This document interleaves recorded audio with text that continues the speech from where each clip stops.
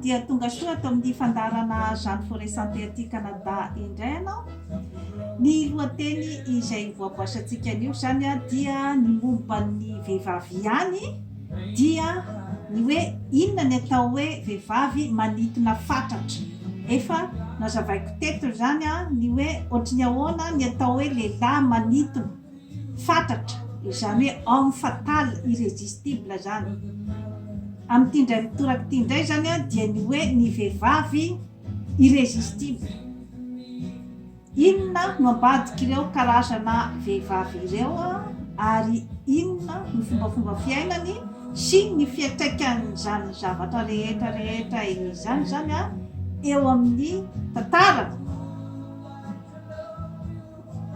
Voalohany indrindra aloha zany ny atao hoe vehivavy irrésistible zany dia ilay misy karazana fisintomana mahery vaika mihitsy zany any aminy. Raha ohatra ka misy vehivavy maromaro zany ao dia misy zany ny vehivavy izay manintona fatratra, manintona kokoa zany. Ka io tsy hoe resaka hoe vehivavy izay miaramandry etsy na miaramandry eroa amin-drakody sy rabe eraky ny tanàna, tsy atompoko, tsy izay mihitsy ny fipetraka ireo karazana vehivavy ireo, fa misy toetra manokana mihitsy izany hoe somary mampametram-panontaniana amin'ilay hoe mystère. Vehivavy zany mystérieuse, izay ngamba no azo itenenana azy, satria akoatry ny hoe manana ny bika aman'endrika izy zany dia manana ihany koa izy zany ny ataontsika hoe faranita-tsaina sy ny hoe karazana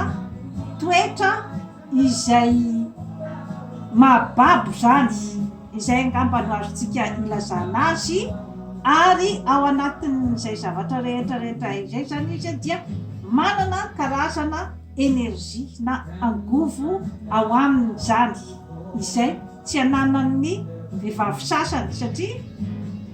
ny vehivavy dia maro dia maro ny vehivavy kanto ary dia manintona ny maso, kanefa vitsy zany ny ataontsika hoe femme fatale na ny hoe femme irrésistible, manintona fatratra izany. Matetika zany ny fombafomban'ireo vehivavy ireo dia tsy dia tena fantatry ny olona marina zany, ny tena hoe inona marina ny zavatra tena ao anatin'ny sainy, sy ny hoe fomba fisainany, sy ny hoe fomba fitondrany fiainany, tsy dia tena fantatry ny olona mazava zany izay zavatra zay. Fa matetika zany dia hoe ohatran'izao ny hoe izy iny anie ohatran'izao, izy iny ohatran'ny hoe miaraka amin'ny any dia be dia be ny anekdoty mety foronina koa zany momba azy. Betsaka ny zavatra mety lazaina momba azy, nefa io zany tsy fantatra hoe marina ve sa tsy ny zavatra lazaina momba an'io vehivavy io. Maro dia maro zany ny zavatra hoe mifamaofao ao anatin'ny fiainan'ny karazam-behivavy ohatran'ireny, satria matetika izy zany tsy dia vehivavy hoe manana toetran'ny vehivavy amin'ny ankapobeny zany, izany hoe tsy dia mba tia mifosafosa olona, tsy dia mba tia manenjika olona na manao an'ity karazana manipulation rehetra mba hamotipotehan'olona. Tsy any zany ny toetran'ireny karazana vehivavy reny, fa matetika raha izy zany no victime an'izay hoe karazana fifanenjehan'ny samy vehivavy zay, ary matetika izy no atao bouc émissaire amin'ny karazan-javatra rehetra izay miseho ao amin'ny tanàna.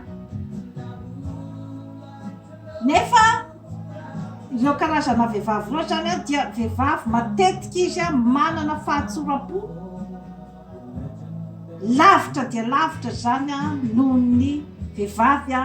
izay misoratena ho vehivavy tsara fitondrantena zany ao amin'ny tanàna. Ny vehivavy izay misoratena fa ho vehivavy maontina indrindra ao an-tanàna. Matetika ireo karazana vehivavy ireo mbola manana fahatsoram-po ary manana ny ataontsika fitserana ny manodidina, ary manana ny ataontsika hoe zany hoe karazana fitiavana madio amin'ny olona izay manodidina azy. Tsy arakaraky ny lazaina momba azy zany ireo vehivavy ireo, rehefa tena manatona azy ianao zany, tsy araky ny lazaina momba azy, satria matetika zany dia tsy de mananamana firy ireo karazana vehivavy ireo. Mampametra-panontaniana ny lehilahy zany ny momba azy, satria atao hoe vehivavy maivana izay zany no mety hieritreretana azy, satria matetika izy dia vehivavy jejojejo mahay miaingo. Nefa rehefa tena hoe atonona zany manatona azy ny tovolahy dia mahita fa toa tsy moramora ny miditra amin'ny andeha hitory fitiavana amin'ity vehivavy ity. Dia matetika moa zany ny lehilahy dia mampiresaka fotsiny fa tsy say tena hoe miditra zany. Matetika zany ireo karazana vehivavy irrésistible ireo zany dia manana karazana réserve izy zany. Tsy afaka moramoraina zany ny momba azy, satria maro dia maro ny tantara lazaina momba azy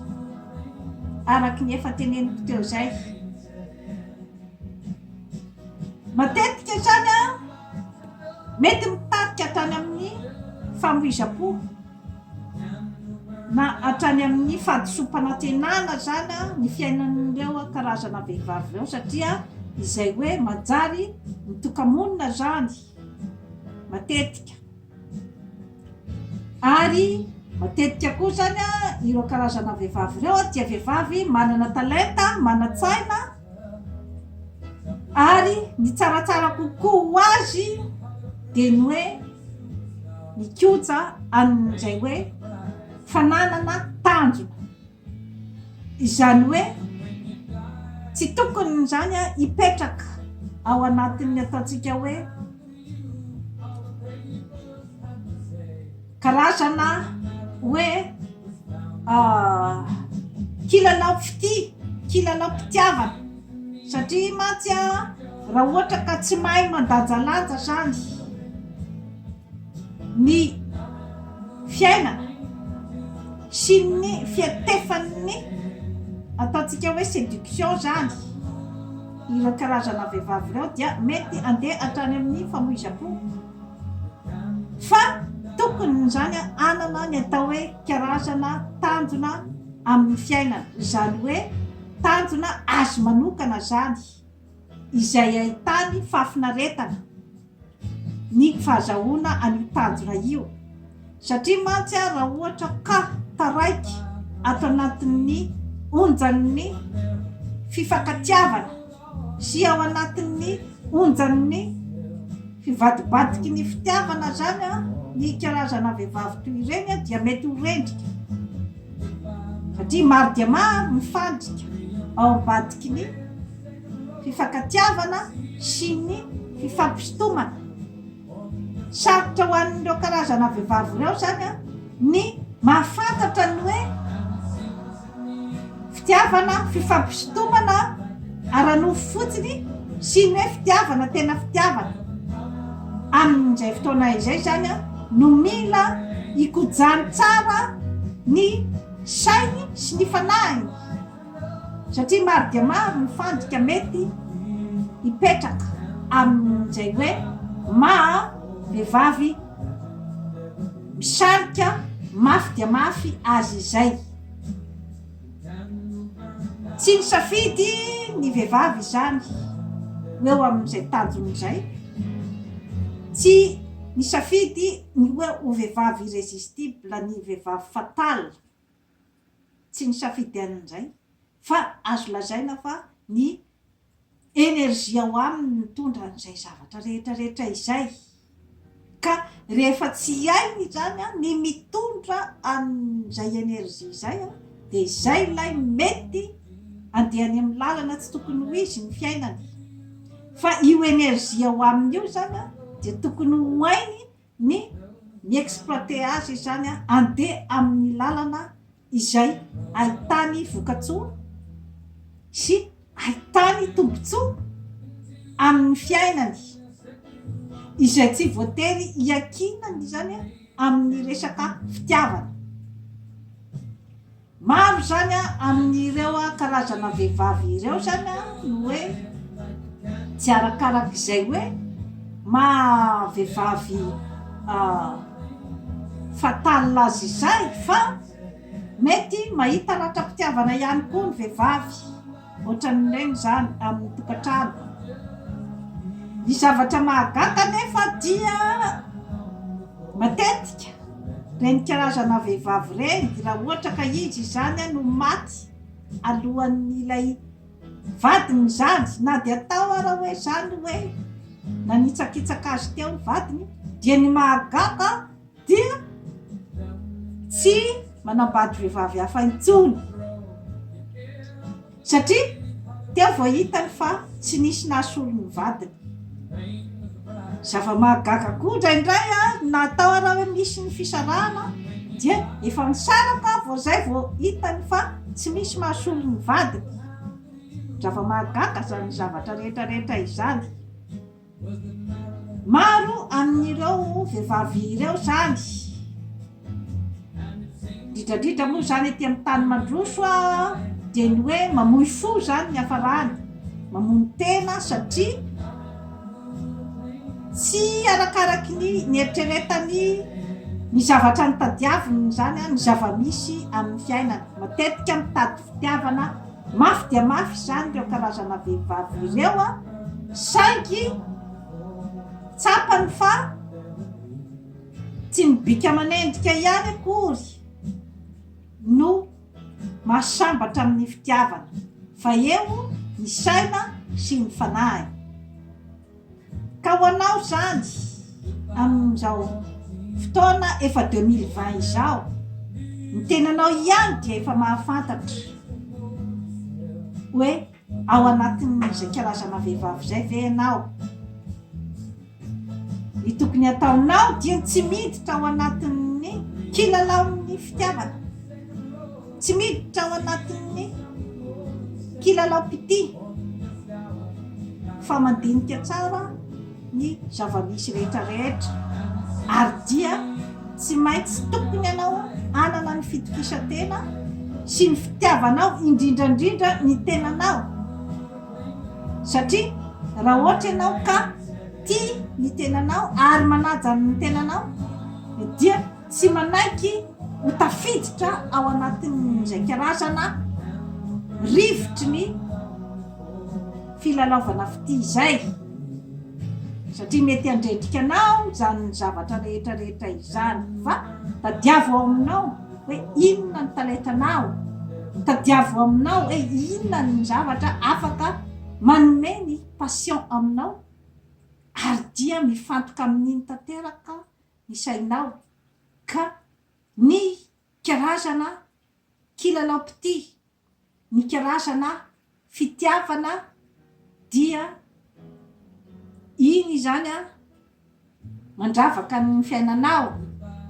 fa tsy hoe ampidirinao ao anatin'ny fiainanao. Izany ny fifikirana mafy dia mafy sy ny hoe fatahorana ny fahadisom-panantenana na ny fahatahorana ilaozan'ny olo tianao. Tsy tokony zany zay zavatra zay hoe hiditra tanteraka ao amin'ny fiainanao, fa tokony zany ianao manana tanjona tanjona mazava izay hoe anao samyre ary mitondra ny asabaranao satria mabetsaka ny fahadisom-panantenana zany amin'ireo karazana vehivavy ireo dia ilay fiheverana fa hoe ny fitiavana dia tsy hanapahataperana izay mifandraika amin'ny fifampisontomana amin'ny aranofo efitra diso de diso zay zavatra zay fa rehefa mahay mikoja ny saina ny vatana ary ny fanahy ny vehivavy iray dia amin'izay fotoana zay izy no ho vehivavy tonga lafatra izay ahita ihany koa zany ny anjara sy ny olona izay mendrika amin'izany fitiavany zany satria azo adino fa ny vatana sy ny fanahy de tokony fandanja izay no mety ho afaka anome ny olona tonga lafatra ka dia koloy ao aminao ny hoe vehivavy tonga lafatra fa tsy maintsy mahita ny anjaranao ianao ary matetika ny vehivavy tonga lafatra dia nandiha fiainana sarotra de sarotra ary nandiha karazana tsinjay maro de maro tamin'ny fiainana satria ny fiainana dia tsy vitan'ny hoe manana nyty manana ny ry manana ny talenta izao sy izao sy izao ianao dia afaka hideratena fa sambatra tsy atompo